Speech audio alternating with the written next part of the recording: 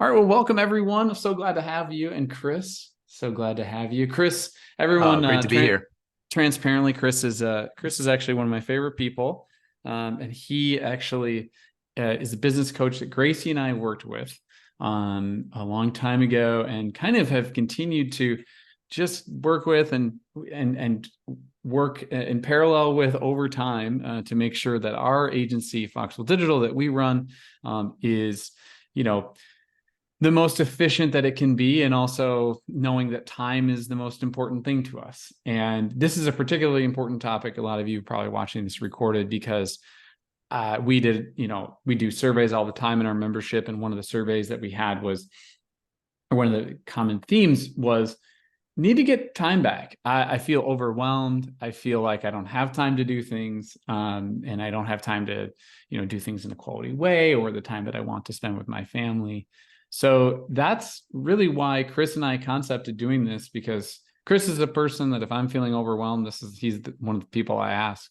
And the tools that he'll talk about today are things that you can use right now to be better with that.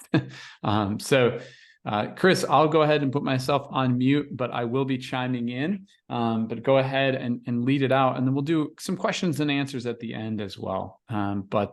But thank you, Chris, for being here. Hey, you bet. Thanks so much for having me, Andrew. Yeah, this topic is so important. I see for so many agency owners, and thanks for bringing me in to present on it. So we're going to dive into how to fight agency hustle and get your time back. So you're in the right place if you're feeling a little overwhelmed or overloaded right now and you just can't seem to break through, or you're struggling with the side effects of agency hustle, the stress, the lots of nights and weekends, like, 8 Zoom calls in a row without a bathroom break. I hear that so much. If that's you, this is going to be perfect for you. And you're ready to learn how to break the hustle cycle, get your time back, and build an agency you really love. Again, hey, thank you so much, Andrew, and the whole Founders membership. I've been recently contributing to it and just love the community, a place where you can be supported and share what's working, what's not working. And it can be lonely out there, especially so many agency owners operate their agency remotely from home or a co-working space, and just love the whole concept behind Founders. So you may be wondering, who is this guy up here anyways? So if we haven't met before, my name's Chris Rudolph. I'm originally from Madison, Wisconsin, just like Andrew. And here's my family, my wife and 3 kids. We love travel, we love adventure, but we also love to serve. So in the bottom left there, that's us back in 2019. We did a mission trip as a family to Mazatlan, Mexico. And we were a part of a group that built a home for this family, the Espinosa family, in 3 days. And just radically changed their life, but really impacted ours as well. And as we were kind of debriefing on our way home, we were like, man, we don't want to do this just once a year. We want to do this on a more regular basis. So we picked up our family. We moved to Tijuana, where we could do this on a more regular basis. And that's us in the bottom right, doing what you do in Tijuana. Enjoy some good street tacos. So professionally, I've been a business coach for digital agencies over the last 9 years. And I work with some amazing clients. I know a lot of people, whine a lot about their clients, or like they said, oh, their business would be amazing if they just didn't have clients. I feel the complete opposite way. I get a chance to work with some amazing people that are doing, their agencies are doing really, really powerful things. And so I speak and I coach and I surf a little bit, but mainly at digital marketing conferences. So here's what we're going to cover together: the roots of hustle culture and why it's accelerating so quickly. And it is accelerating really, really quickly. The 4 common causes of hustle in any digital agency, regardless of size, niche, or geography. And the 4 prescriptions for fighting hustle and getting your time back. And at the end, I'll give you an opportunity for some free one-on-one help from me. So let's talk about hustle. Have you ever heard any of these phrases? So good things happen to those who hustle. Or no one ever changed the world on 40 hours a week. That was Elon Musk. Don't stop when you're tired, stop when you're done. I was inside a WeWork, and that was on the water cooler. And then the Robert De Niro version, which is rest when you're dead. And then I also saw this one on a pillow at a different WeWork. TGIM, thank God it's Monday. So how did hustle become the norm? So we're going to take a look at a brief history of hustle. This is by no means a complete history, but I think in order to do something about this problem, we got to know, how it started and be able to learn from it.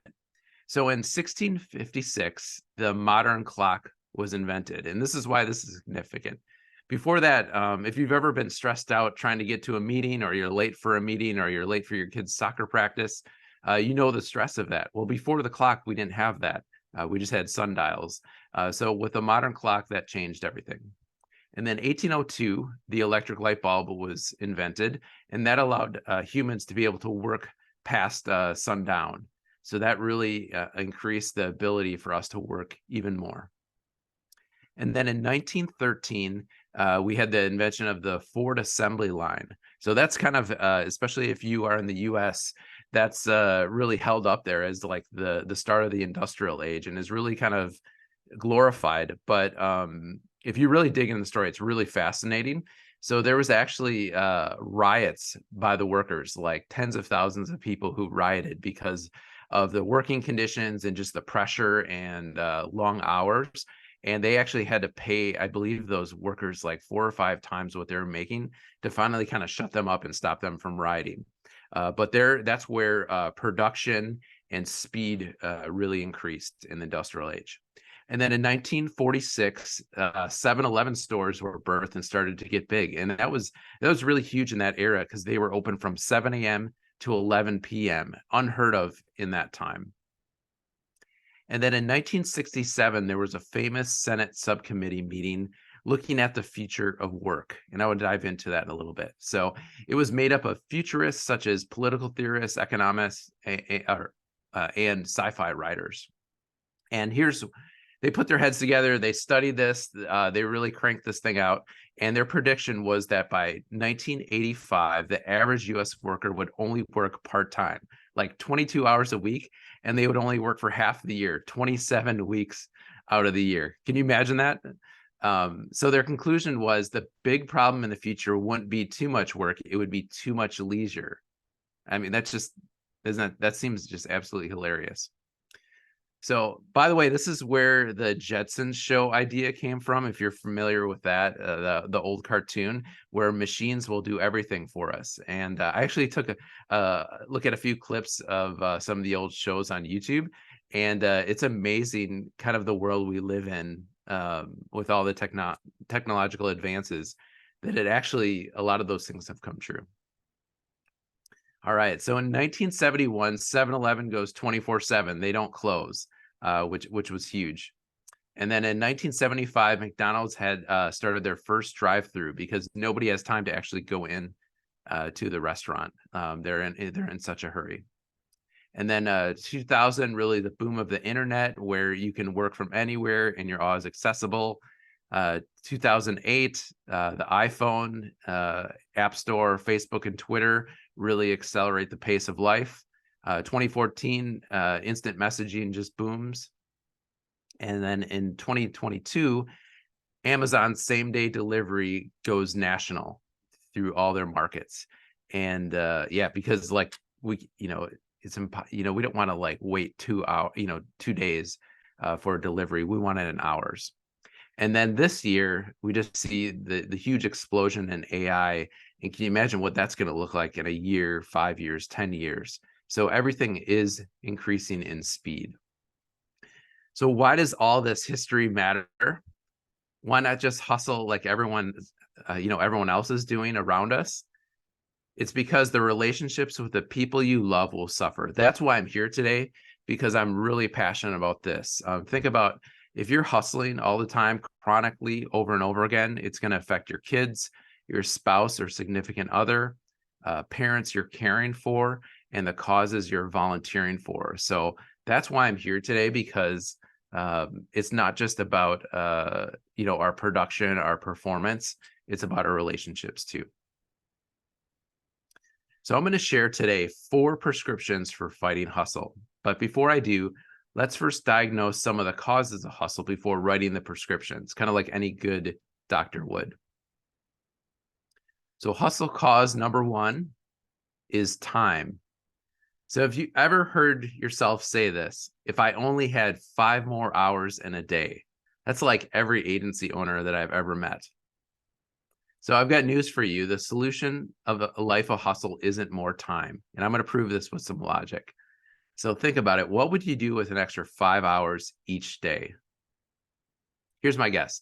Probably the same thing that most people do. Fill them with even more things, and you'll end up being more tired, burned out, and emotionally fried than you are right now.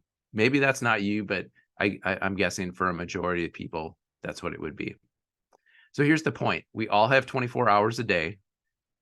To fight hustle, it's important that we spend those 24 hours wisely. So a good place to start is avoiding multitasking, doing more than one thing at the same time, and frequent task switching. That's like doing an email here, checking Twitter there, and then maybe working on a slide for an upcoming deck. And you're just switching between all those different tasks. So why start there with multitasking and the task switching? It's because every time we get interrupted, it takes 18 minutes to get back in the flow of what we're doing. And that's like, if you're familiar with Cal Newport's Deep Work book and the work that he does, you know, when it takes 18 minutes to get that level of concentration where you can critically think about things and be creative, and just think about how much of your role in your company is creative or, you know, critical thinking or analyzing something. So if you're getting interrupted, whether you're switching tasks, you're getting notifications on your screens, if you're getting interrupted, maybe if you work from home, like from your kids, it takes 18 minutes. So if you're constantly getting interrupted each day, you know, throughout the day, it's no wonder that you maybe get to the end of your workday and you're exhausted and you're like, what did I really accomplish that was meaningful? I remember, Chris, when we started working together, one of the things that you had us do was write down over basically a work day or a full day when we were awake, every hour, what we were doing by the hour. And you had us do that for a week. And then we went through in the next phase and did visioning of what's the 1 year vision, or I think it was the 3 month or the 6 month, and then the 1 year, and then the 5 year, and then tried to align how do we do only a few things each day that will get done, that have 100% focus to move that forward. And I still use that framework today, that are aligned with the goals. And because it was like, I felt the exact same way on this. So, you know, getting interrupted all the time, and I'm not saying it doesn't ever happen, but that was a huge unlock for us. So anyway, I just want to validate your point there, that you'll feel like having more time would solve it, but it actually wouldn't. It's actually having a point and a goal for what you're trying to accomplish in those times. And for me, it's also being realistic, which I'm sure we'll get into this over time, but I just wanted to validate that. Yeah, this is the struggle right here, because if it were easy, everyone would be able to do it. But a lot of like this, especially on the tech side, like it's still fairly new. And when you think of the history of mankind, and we're not necessarily taught strategies on how to really respond and be intentional in our lives. And so it's a fight. So building these type of habits and strategies really matters. All right, so we're going to do the prescription for this next. So it is to theme your week. I'm not sure if you're familiar with this type of language, but you're going to pick a theme or a focus for each day.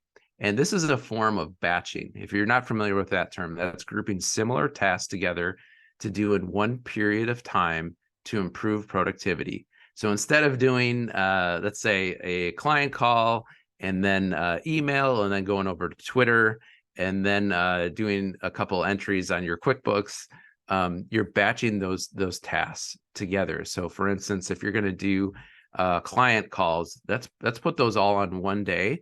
You can be in client call mode and really focus your energy, and you tend to be a lot more productive, and it's really less stressful for your body, and you're going to have more energy at the end of your day. So I want to give you a quick example of theming your week. So on Mondays, this is just an example. You can really set this however you like. So on Mondays, you could be focused in on your team meetings, your one-on-ones, really working through, maybe with your team, you want to review ad accounts or something like that. Tuesdays, you could dedicate to client meetings. Wednesdays, all your sales activities and sales meetings. Thursdays, you work on the systems of your agency. And then Fridays, you dedicate that to marketing. So can you see how this can work? Now, this could look a little bit differently for each person, but a little side bonus here: if you batch your meetings, you don't have to get dressed up or or put on makeup, every single day. You could kind of batch that process and make yourself more efficient. But this is a way that you can theme your week according to the different focuses. There's another way that I found that's been really effective for my clients, and that's be a maker in the morning and a manager in the afternoon. That means you shut up before you look at any email, Slack, phone calls, voicemails.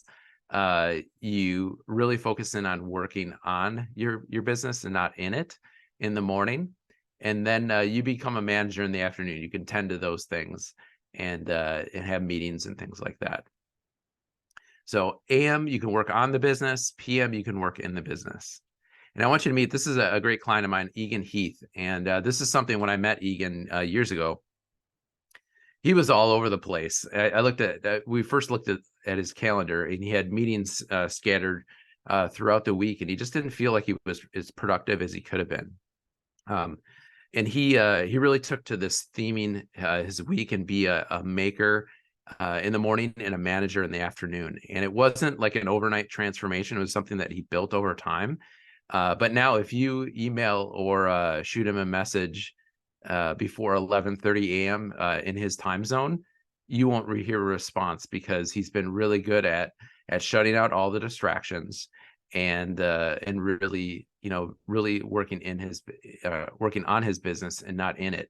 And it's made a huge difference for him. So here's my question for you. How could you theme your week to maximize your time and productivity? Could that look like for you? I want you to put that right down. If you have a piece of paper or anything that you could really lay that out, or a document, what would that look like in a week?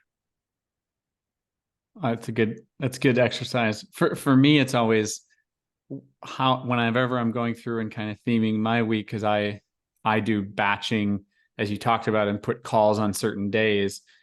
For me, it's how much am I assigning deep work sessions, or ability to be uninterrupted.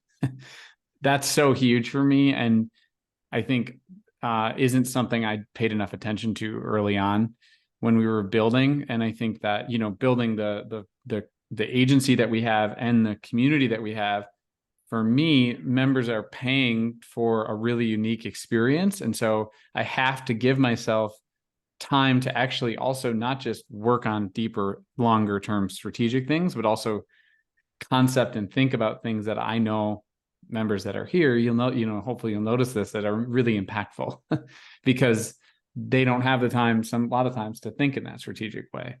So theming the week is a lot of the things I will say too, always about Chris, and this is a compliment, but when I first saw a lot of the things you talk about, I thought, that's pretty simple idea. And you really start working through this stuff. It's not simple. It's like, it takes real work and intention. So if you're feeling like that, that's just something I wanted to call out as well in the work that you're doing. Is some of these things it feels simple, but in the actual practicing of it, it's hard and it's difficult to get into. And it really takes accountability for yourself or with a coach or something to get through it properly. Yeah, that's a really good point, Andrew. I know a lot of this, none of this is rocket science, but there's a difference between knowing something and doing something.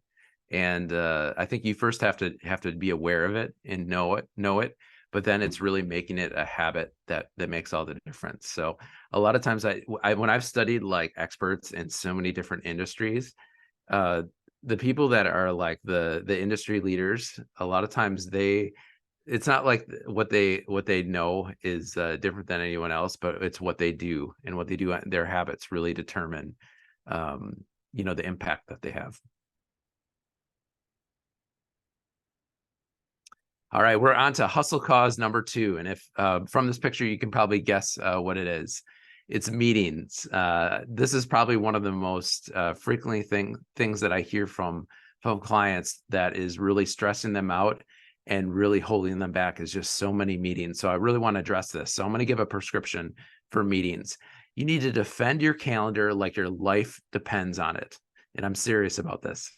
So first thing, you need to change the locks on your calendar access. That means that someone, within your organization or from the outside can't just automatically book into your calendar automatically. So this is very common in corporate cultures, and probably accounts for the lack of productivity in many like big corporations. But you need to change the locks where you have some control on your access. If you don't, like, pretty much none of the rest of the stuff I'm going to share with you will work. And then I want you to audit your reoccurring meetings. A lot of times, we just keep adding reoccurring meeting after reoccurring meeting, and over time, your entire week can be filled with meetings.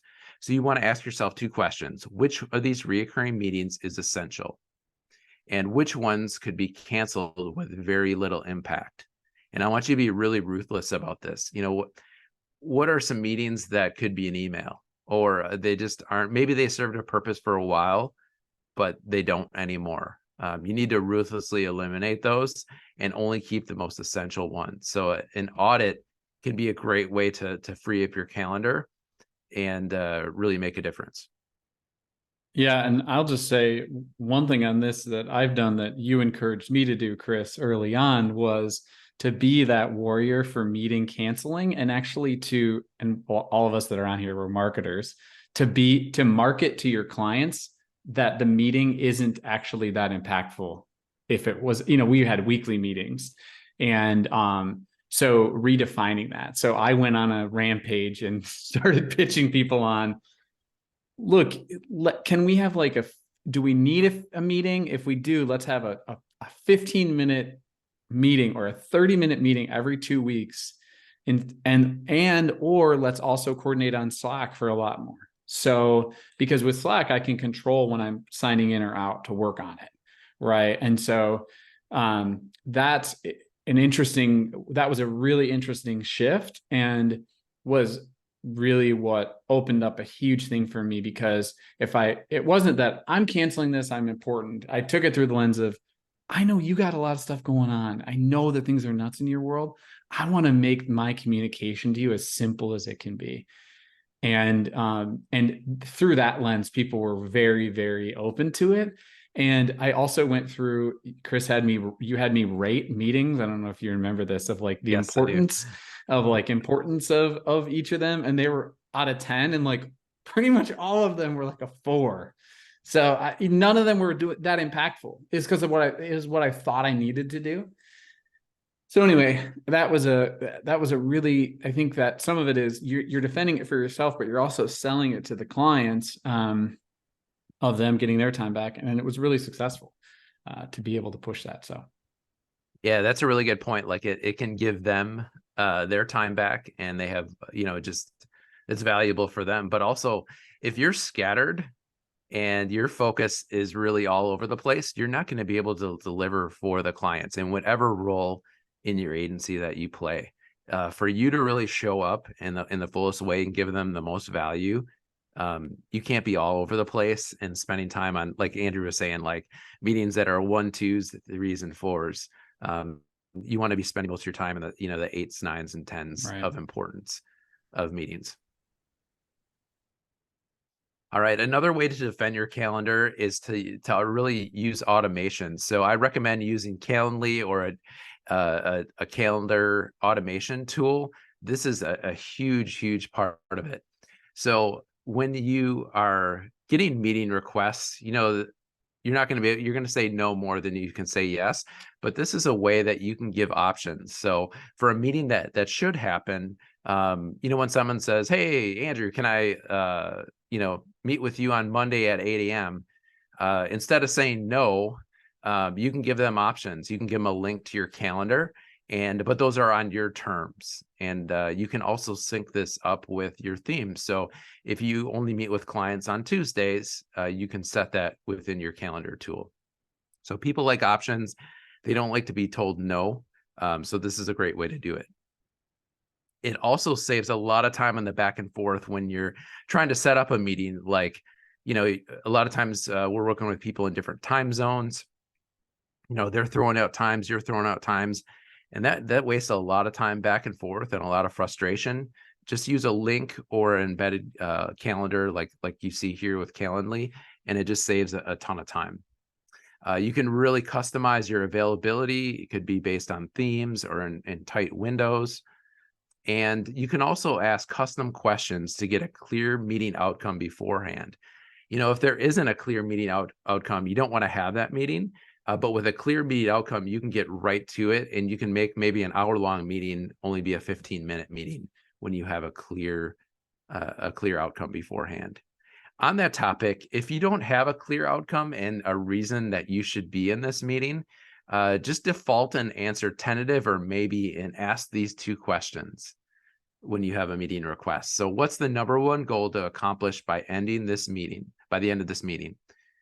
And then the second question is, how can I contribute to the discussion? So you always want to have a clear goal and a clear reason why you should be there. And if these aren't clear for both of these, it could be an email or a Slack. So I want you to meet a great client of mine, Tracy Matney, and I think you'll see where this defending your calendar really comes into play.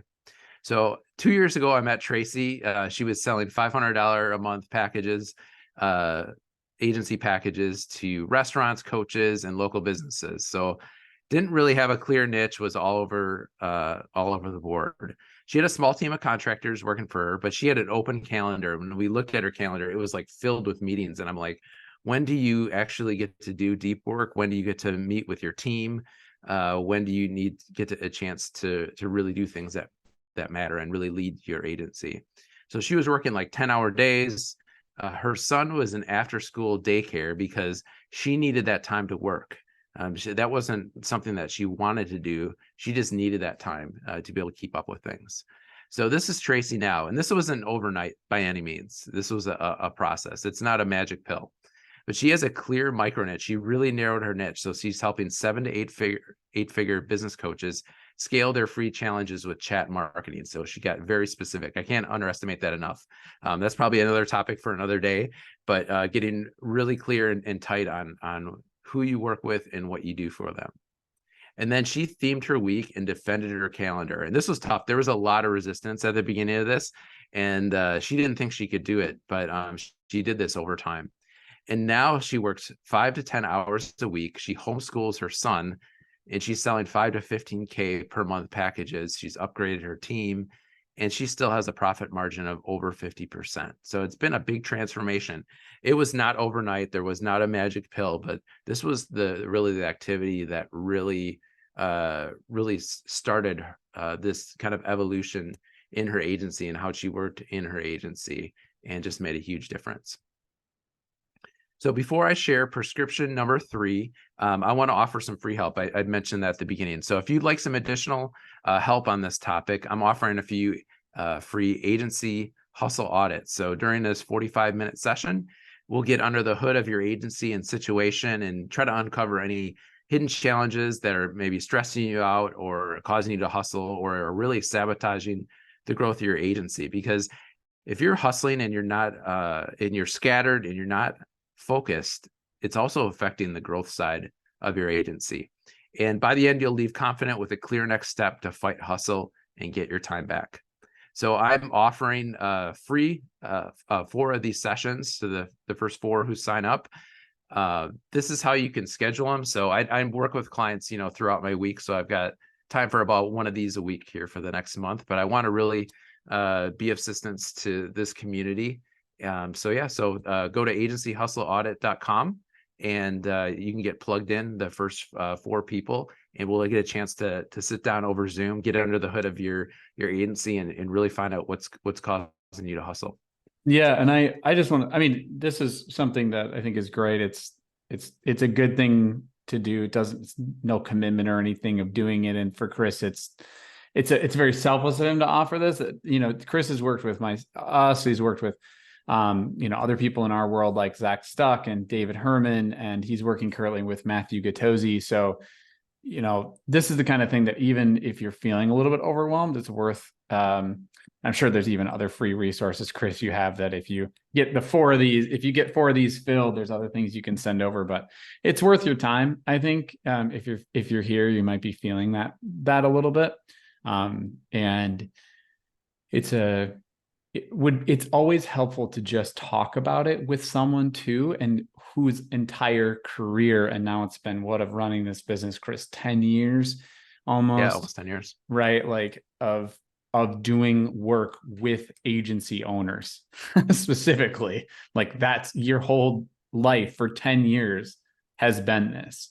And so anyway, I think it's a really nice offer. So thanks, man.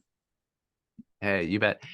There's such a lot of times there's a small difference between an agency that you run that you dread and the agency that you love. Like a lot of times it's not that huge of a gap.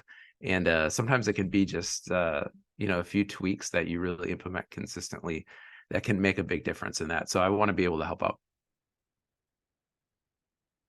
All right, we're on to hustle cause number 3, and that's the death of the day of rest. So this kind of the roots of this, both in the Jewish and Christian religion traditions, also known as Shabbat or Sabbath.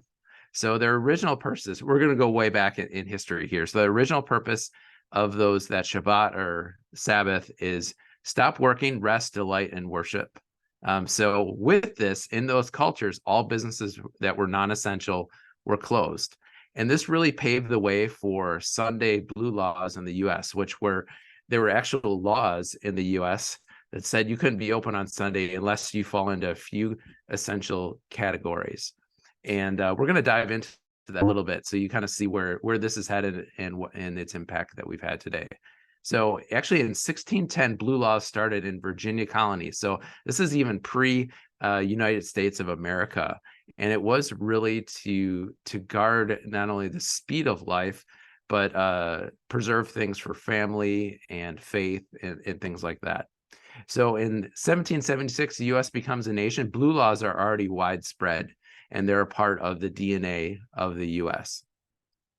Now, even up to the 1950s, cities like San Francisco would still shut down at 6 p.m. on weekdays and all day Sundays. So like if you were in San Francisco on a weekday at 7 p.m., it would just be like a ghost town, or on Sundays as well. Can you imagine that today in the middle of like Silicon Valley? You know, it's just quiet and businesses are all closed. It's hard to believe that wasn't that long ago. In the 1960s, U.S. states started abolishing blue laws. And in 1971, 7-Eleven goes 24/7. I know I pick on 7-Eleven a lot, but they were just like the on the front of the wave of this. And then in 1991, the final state abolished blue laws. That was North Dakota. And now Hobby Lobby and Chick-fil-A, the ones that they're closed, you know, a day a week, are the outliers. Just because we've really gone away with this. We're truly a 24/7, you know, type of culture when it comes to business and commerce. So Sundays went from a day of rest to a day of frantically running errands, DIY home projects, buying more crap that we don't need, or getting a jump start on the work week. So the question is, has our culture actually slowed down long enough to ask the question, what will this new pace of life do to our mind, body, and soul? I don't think so. I think it's just accelerated faster and faster, and we've kind of lost touch of this. So here's the prescription. Take a day off every single week. Cease working. Craft what I call a day of delight, just something that really feeds your soul. It can include rest, worship, time with loved ones, naps, whatever fills your soul, do it. Now, when I say like take a day off and relax, this is normally what comes to mind. I've actually asked clients this. I've kind of walked them through this. So it doesn't, if this is really sounds like an amazing day off for you, go for it. But if you think like, oh my gosh, I'm going to just sit in the lotus position and meditate, and after 5 minutes, I'm going to be like out of my mind. Don't think of your day being like this. Think more like this. I don't know if you've seen the movie Yes Day. If you have, type in the chat yes. I'm not going to spoil it for you, but it's basically where 24 hours your kids make the rules. You give them a few guidelines, but they really craft the ultimate day. Just a forewarning: if you are a parent, your kids and you watch this, they're going to love it. It's a great movie, but they're going to hold you to this. So just so that you know that up front. So I want you to think on your day off, what is the one thing that would help you recharge and fill your soul? This is very different for different people. I know some people that the idea of mowing their lawn on their day off is work. It's drudgery. It's not restful. And then there's people like me that actually enjoys mowing lawn, and that's where I have time to really think deeply, and it really recharges me. So everyone's a little bit different. So think, on your day off, what is the one thing that would help you recharge and fill your soul?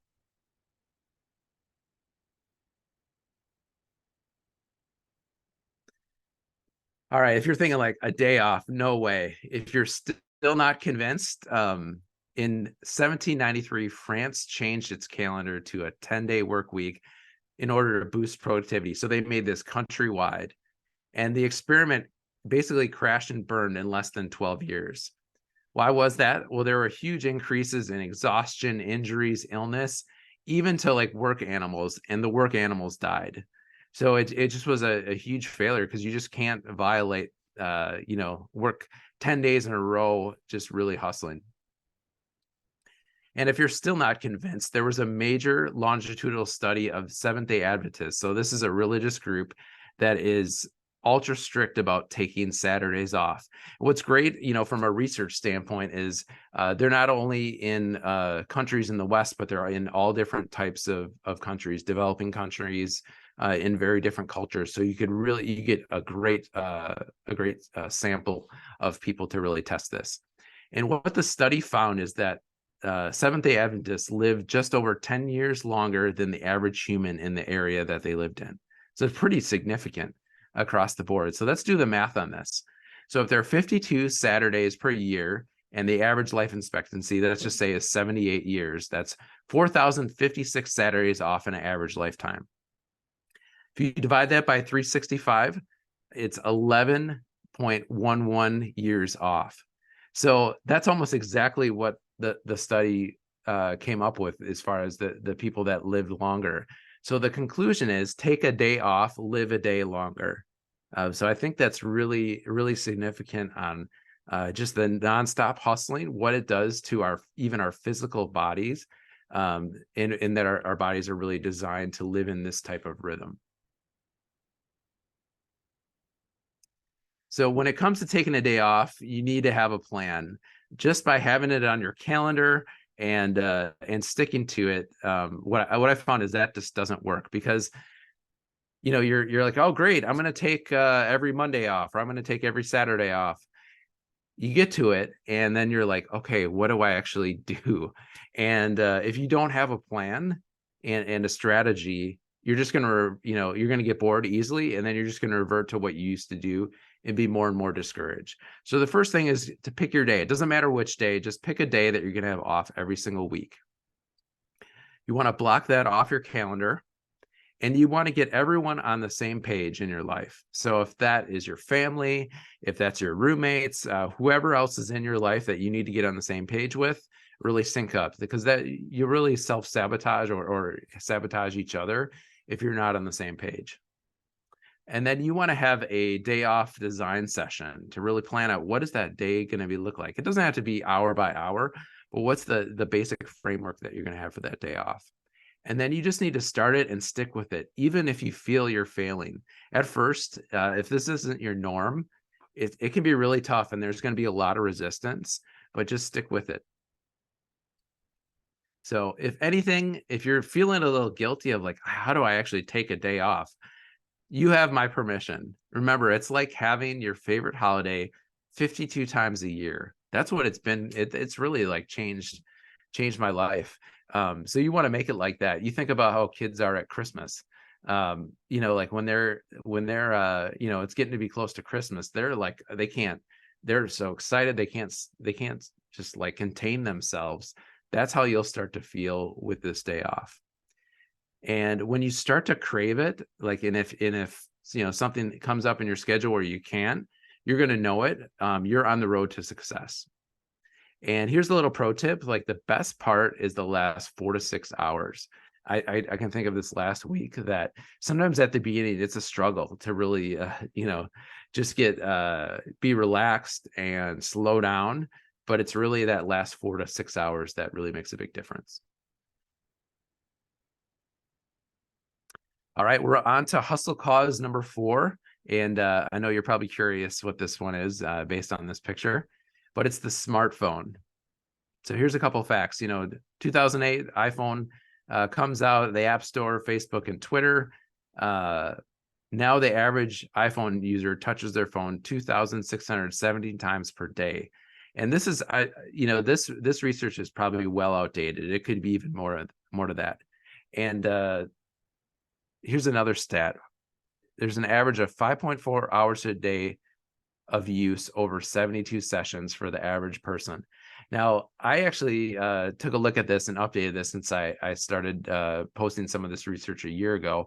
It's actually doubled in that time. So I think this is really significant. This is something you really want to pay attention to. So almost 5.5 hours of day per use over 72 sessions. This is not necessarily like watching an hour-long movie on Netflix. This is 72 sessions. That's checking your phone very, very frequently, and it's really doubled in the last 2 years.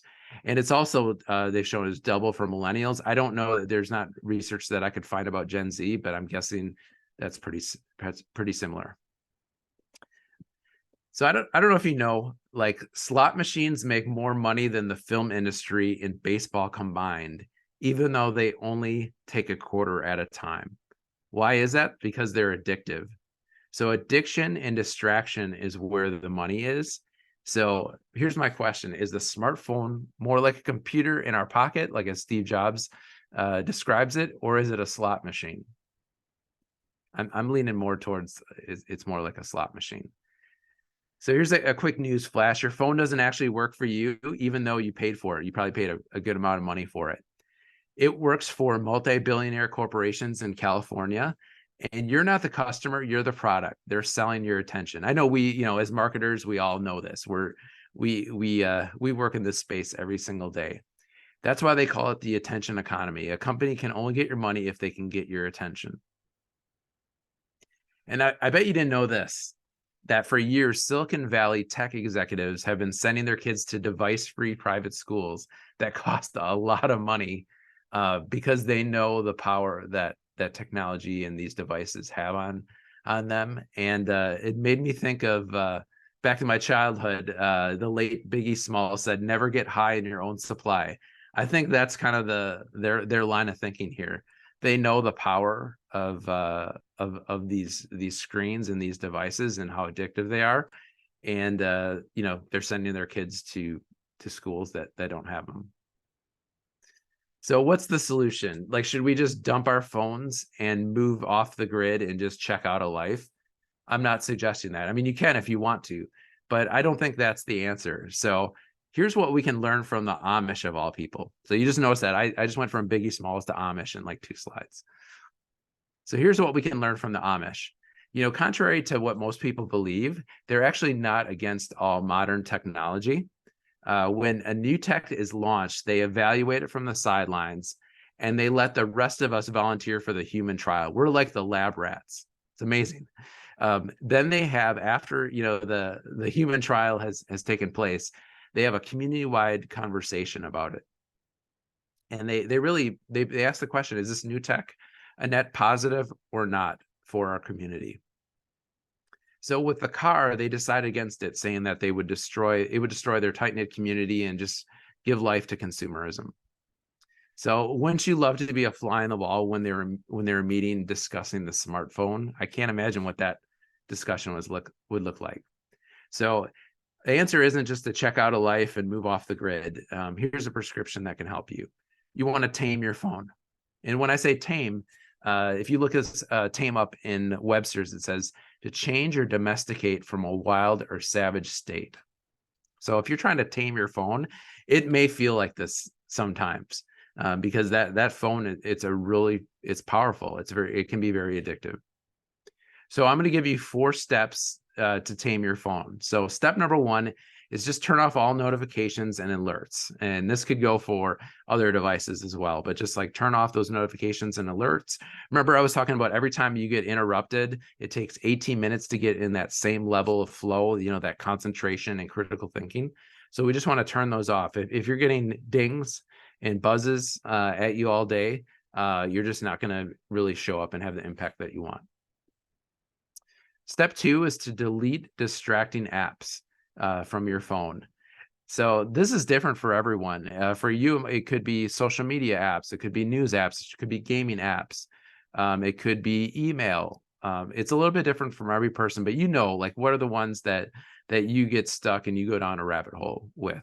Delete those apps. And then you want to get off text and messenger and into Slack and email. And there's a couple of reasons for that. The first one is that text and messenger, there's automatic expectation that you have your phone on you and you'll immediately respond. Like if you've ever had someone like you didn't respond, or you didn't look at your phone for 20 minutes and they're like calling you, are you still alive? Is there something wrong? Because there's that immediate expectation of a response. And that's a really reactive type of situation. And you can't really get out of that.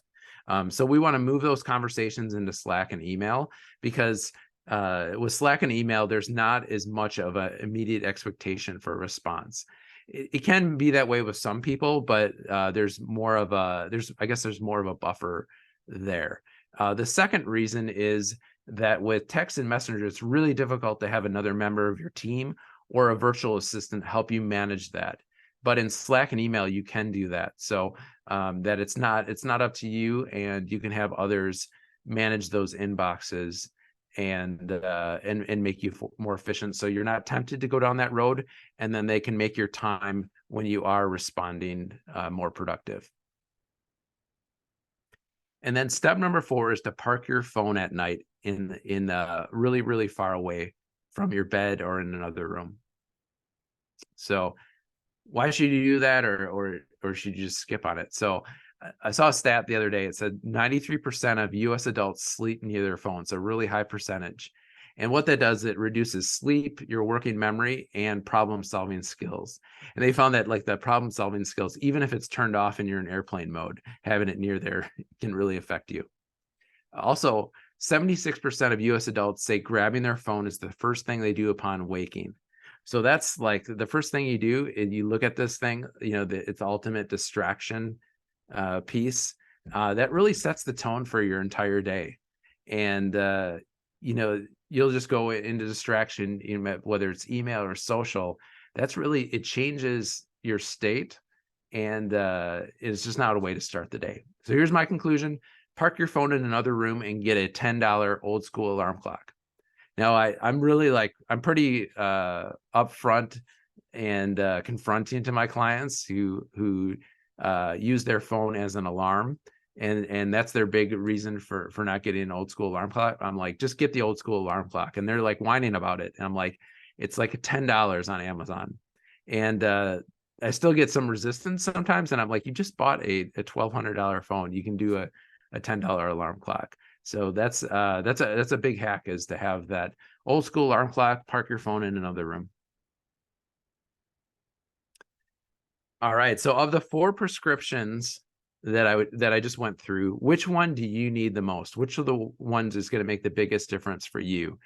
Number 1, to theme your week. Number 2, defend your calendar. Number 3, take a day off every single week. Or number 4, tame your phone. I'd love to hear from you. If you could type in the chat 1, 2, 3, or 4, like which one of these 4 prescriptions do you need the most?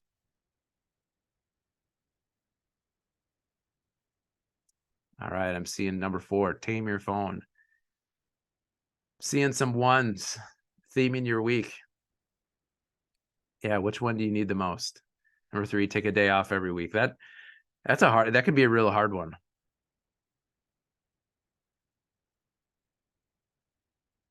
All right, so here's your next step. Just pick one of those prescriptions, the one that you really need, and just start implementing it right away. Don't try, you can certainly use all 4 of these, but trying to do them all at once might not be the best to really make this a habit. But so pick one and start implementing right away. So as you start doing this, I want you to be patient with yourself. One of my favorite authors, John Mark Comer, said, start where you are, not where you should be. I know you're going to have a high expectation. Let's say you're going to take a day off, or you're going to theme your week and really have your calendar under control. And the reality is that might not happen perfectly right off the bat. So just be patient with yourself. You're going to have some days that you're going to take a step forward, and then some that you're going to take a step back. Just stick with it until it becomes ingrained as a habit. It could take several weeks, but start where you are, not where you should be. So I'm curious, I know I covered a lot today. So from everything that I covered, what was the most valuable thing for you? I'd love to have you type in the chat, everything that we covered today, what was the thing that was the most valuable for you?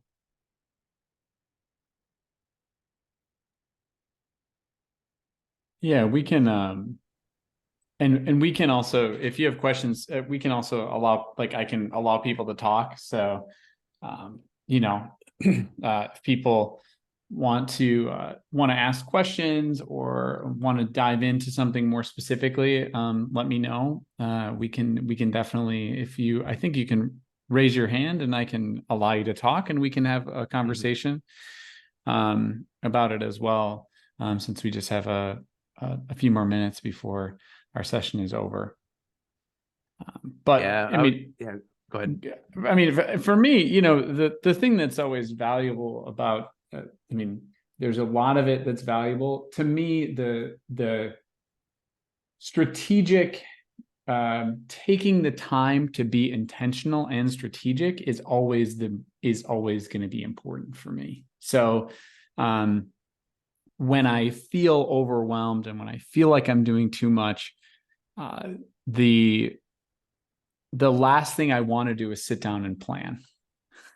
Yes, that's so But true. that's the thing that I need most, is to sit down and plan and to go through it and to say, this is how I'm going to plan this out. This is how I'm going to think about this. That's the first thing. So kind of slowing down to speed up, or to get the time back that I feel like I'm missing. Exactly. That's right on. So just a couple final thoughts, and we'll open up for Q&A. Running your own agency, it's an amazing way to have freedom and really make an impact. I can't think of a better way to do it, but the journey is not for the faint of heart. If you've been in this, 6 months, a year or more, you know what I'm talking about. So whatever you do, don't do the journey alone. And that's what I love about the founders group is be a part of a community, be a part of advisors, mentors, peers that can help you, but just don't try to do it alone. That's the most difficult way forward. All right, so we'll open it up for some Q&A. If you want to connect with me, here's my email, LinkedIn, and Twitter. And then if you want to jump on one of those 4 agency hustle audits, go to agencyhustleaudits.com. But with that, let's open up for some Q&A.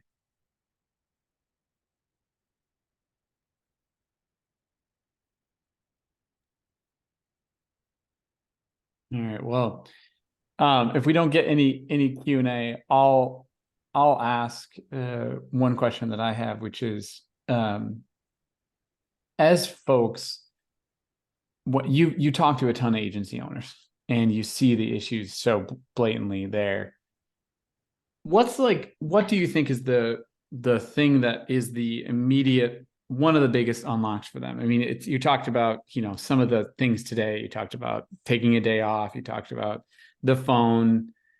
Is it though that where they start, is it looking at the calendar and assessing that first, or what's the piece that in all the times that you've done this, I mean, you must have worked with hundreds of agency owners at this point, that is like, oh, wow, that's such a good point, when you're really looking at the calendar with them, or whatever that is? Yeah, Andrew, that's a great question. And it's actually the first practice, or you could use the term habit, that I teach. Is, you know what I talked about, like be a maker in the morning, a manager in the afternoon, and like cut out all, like email, all input, and just work in deep work. That's the ideal. Most people that I talk to are so far from that. They're the moment they sit down to their laptop or their computer or their device, they're on, and they're getting, notice pop-ups, notifications, emails, Slacks. So the first thing I recommend doing is block off the first hour of your day, of your workday, and shut out the world for that. Shut out all notifications, distractions. Don't check email or Slack, and dive into the one thing that's going to make the biggest difference for your agency, and even say in the next year, to get to where you want to go.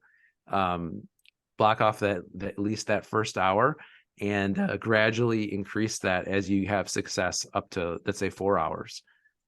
And that's the one habit that I think has made the biggest difference. And of all the clients that I've worked with, those that could really nail down that habit, the impact and the trajectory of their business and their life has just been off the charts.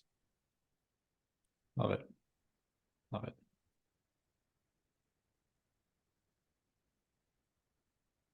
Well, if there's no other questions right now, you have Chris's contact information. This is recorded for all other members as well. So if you're watching this in the recording, Chris is available for you. He's in the membership. He's also available for you via email at any time. But Chris, thank you for joining us today and doing this. I appreciate it.